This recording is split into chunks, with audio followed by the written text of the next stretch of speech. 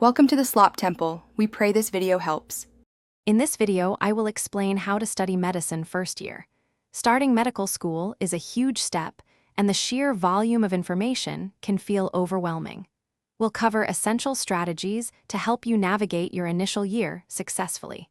Focus on building a strong foundation in core sciences, as these concepts will underpin your entire medical education.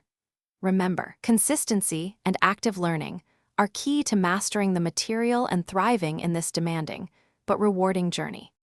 To truly grasp medical concepts, move beyond passive reading. Active recall, like using flashcards or quizzing yourself, is incredibly effective for solidifying knowledge. Combine this with spaced repetition, reviewing material at increasing intervals to embed information deeply into your memory. Try to connect what you learn to real-world clinical scenarios. This makes the material more relevant and easier to remember. Collaborating with peers in study groups can also provide new perspectives and help clarify challenging subjects. Effective time management is crucial for balancing your demanding schedule. Try using a planner to allocate specific study blocks for each subject, perhaps 2 to 3 hours per core topic.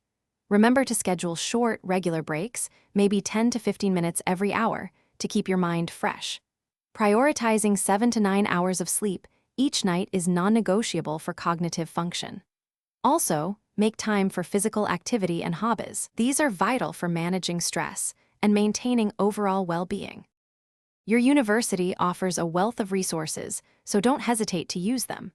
Academic advisors can provide guidance on course selection and study techniques, while tutoring services offer personalized help.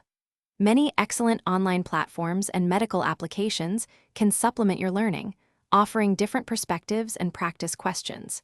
Connecting with senior students can also provide invaluable insights and mentorship.